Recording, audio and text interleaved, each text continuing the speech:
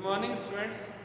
आज हम effect of mistake यानी गलती का प्रभाव, जब एक कॉन्ट्रैक्ट किसी गलती या मिस्टेक पर आधारित है, प्रेरित है या उसके आधार पर बनाया गया है, तो उसकी जो वैलिडिटी है उस पर क्या प्रभाव पड़ता है, आज की इस क्लास में हम डिटेल से समझेंगे। लास्ट वीडियो में हमने मिस्टेक का जो मीनिंग क्या होता है ये समझा था, और जो मिस्टेक के जो टाइप्स हैं उसको भी हमने डिटेल से उसकी जानकारी प्राप्त की थी। मिस्टेक के बारे में हमने जो लास्ट वीडियो में पढ़ा था उसी को अब हम आगे बढ़ा रहे हैं, और यहाँ पर हम जो इफ़ेक्ट ऑफ मिस्टेक है ये समझेंगे। इफ़ेक्ट ऑफ मिस्टेक या गलती का प्रभाव, यानी जब अनुबंध किसी गलती से प्रेरित हो या किसी गलती पर आधारित हो, तो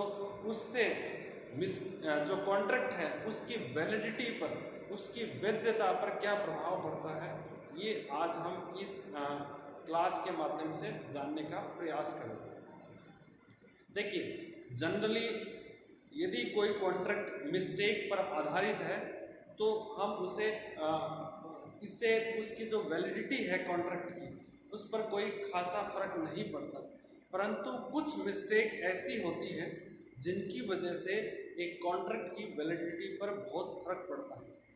तो हम देखिए उन मिस्टेक के बारे में समझेंगे जिनके आधार पर किसी कॉन्ट्रैक्ट की वैलिडिटी प्रभावित होती है, उसकी वैधता प्रभावित होती है। ठीक है, तो वन बाय वन हम ये जो मिस्टेक है उसके इफेक्ट को समझते हैं। देखिए, मिस्टेक के बारे में जो डिटेल से आपको एक्सप्लेनेशन है वो इंडियन कॉन्ट्रैक्ट एक्ट के सेक्शन 20, 21, 22 में मिल जाएगी। ठीक है ना, और यहाँ पर इन्हीं सेक्शन से संबंधित जो डिटेल है उनको हम शेयर करेंगे। तो देखिए, सबसे पहले है where both parties are under mistake as to matter of fact, यानी जब अनुबंध के दोनों पक्षकार जो कॉन्ट्रैक्ट के सब्जेक्ट मैटर है उससे रिलेटेड जो फैक्ट है उसके संबंध में गलती करते हैं। एग्जाम्पल के द्वारा हम समझते हैं कि ये जो मिस्टेक रिलेटेड टू फैक्ट, ठीक है ना, दोनों पार्टीज किस प्रकार से मिस्टेक करते हैं, एग्जाम्पल समझते हैं। एक जैसे मेरे पास एक गाड़ी है, ये एग्जाम्पल मैंने आपको लास्ट वीडियो में भी बताया था। मेरे पास एक गाड़ी है और मैं उसको सेल करना चाहता हूँ।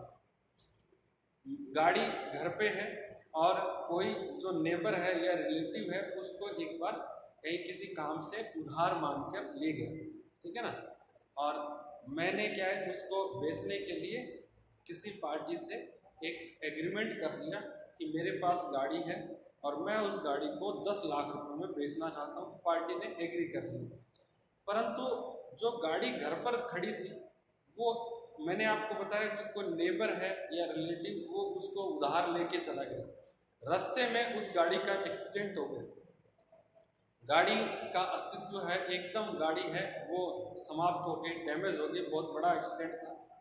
अब बताइए, हमने कॉन्ट्रैक्ट भी कर लिया है और जो सब्जेक्ट मैटर है उसके संबंध में जो फैक्ट है कि वो एग्जिस्ट करता है कि नहीं करता, इसके संबंध में हमें कोई जानकारी नहीं है। ठीक है ना, यानी अनुबंध करने से पहले वो गाड़ी का एग्जिस्टेंस, अस्तित्व समाप्त हो गया। हम दोनों को ही जानकारी नहीं थी, ना तो मुझे, मैं सेल करने वाला, ना ही जो खरीदने वाला है उसको जानकारी। तो यहाँ पर जो ये कॉन्ट्रैक्ट है वो मिस्टेक पर आधारित है, और mistake related to fact of the subject matter of contract, यानी जो अनुबंध की विषय वस्तु है उससे संबंधित तथ्यों के संबंध में हमने गलती की है, और इस आधार पर ये जो कॉन्ट्रैक्ट है इसको हम वॉइड कॉन्ट्रैक्ट कहेंगे। और ये जो जानकारी है वो आप इंडियन कॉन्ट्रैक्ट एक्ट के सेक्शन 20 के अंदर प्राप्त कर सकते हैं।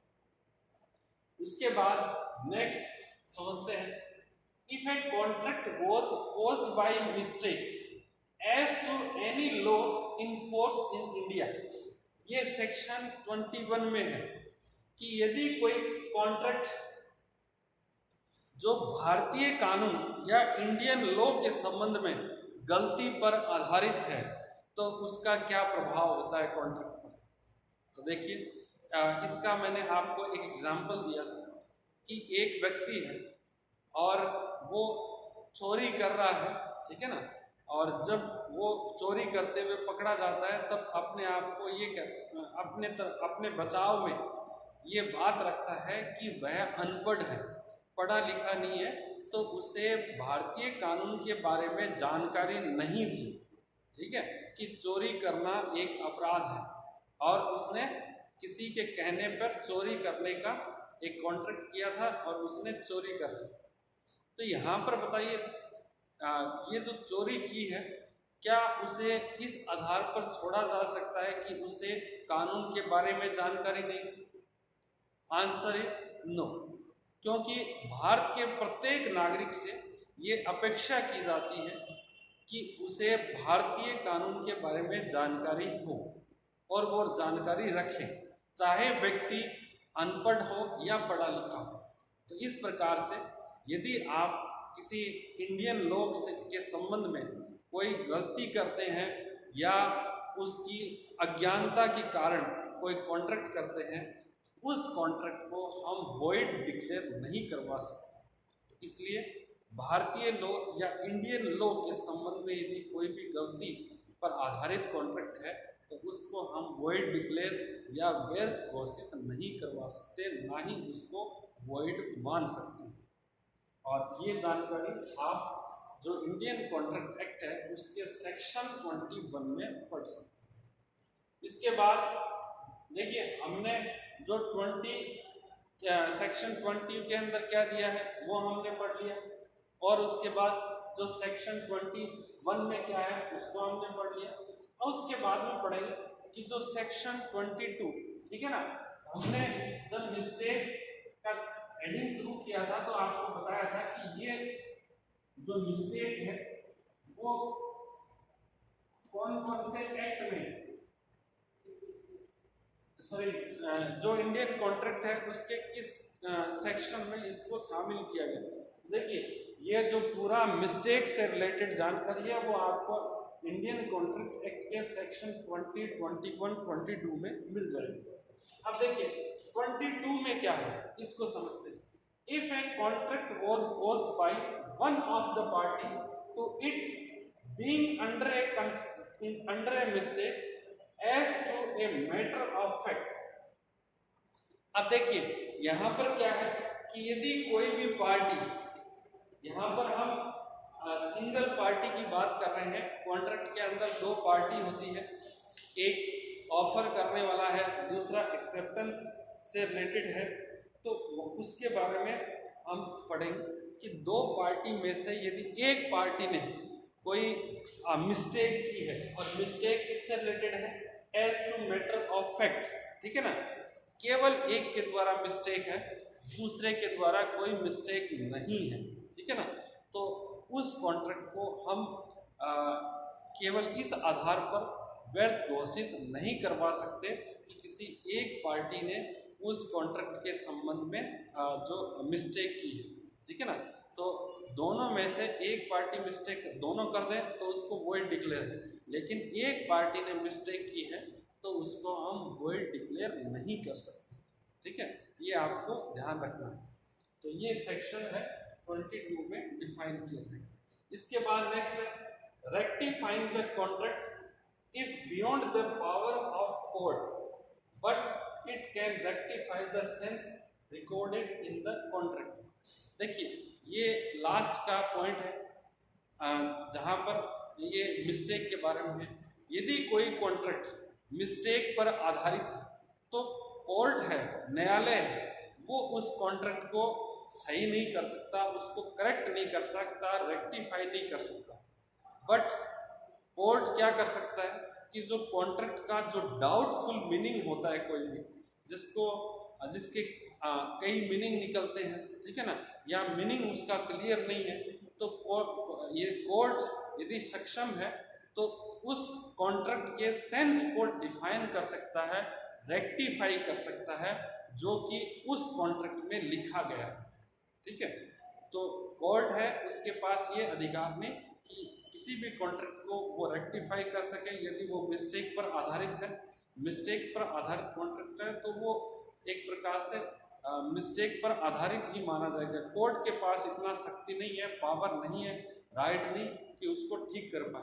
पर यदि कोई जो कॉन्ट्रैक्ट के का जो सब्जेक्ट मैटर है, जो उसमें रिकॉर्डेड सेंस है, भाव है उसका, उसकी जो समझ है, उसको कोर्ट सही तरीके से डिफाइन कर सकता है यदि उसको समझने में पार्टीज को दिक्कत महसूस हो रही है। तो देखिए, ये जो फ्री कंसेंट का जो चैप्टर था, हेडिंग जिसको हम कह रहे थे इंडियन कॉन्ट्रैक्ट एक्ट में, उसको हमने आज कंप्लीट कर लिया। और फ्री कंसेंट के अंदर हमने क्या क्या पढ़ा था इसके बारे में एक बार मैं फिर आपको रिवाइज करवा देता हूँ। सबसे पहले फ्री कंसेंट में हम देखिए मीनिंग क्या था फ्री कंसेंट का। फ्री कंसेंट हम उसे कहते हैं यदि कोई कॉन्ट्रैक्ट कोअर्सन पर, अनड्यू इन्फ्लुएंस, फ्रॉड, मिसरिप्रेजेंटेशन या मिस्टेक पर आधारित नहीं है, ठीक है ना। यदि कोई अनुबंध, उत्पीड़न, अनुचित प्रभाव, कपट, मिथ्या वर्णन या गलती पर आधारित है तो उसे हम स्वतंत्र सहमति नहीं कहेंगे। तो इन पॉइंट्स को हमने लास्ट के वीडियोस में 1 बाय 1 कवर किया था कि कोअर्सन का मीनिंग क्या है, जिसे हम सेक्शन 15 में डिफाइन किया गया था। फिर उसके बाद अनड्यू इन्फ्लुएंस का मीनिंग जो सेक्शन 16 में डिफाइन किया गया था। फिर उसके बाद फ्रॉड जिसे सेक्शन 17 में डिफाइन किया गया था। और उसके बाद जो मिसरिप्रेजेंटेशन के बारे में हमने पढ़ा था, जो सेक्शन 18 में डिफाइन किया गया था। फिर उसके बाद मिस्टेक जो सेक्शन 20, 21, 22 में डिफाइन किया गया था। तो उम्मीद है आप लोगों को जो फ्री कंसेंट के जितने भी टॉपिक्स हैं उनका मीनिंग समझ में आ गया है। तो आज के लिए इतना ही। Thank you so much.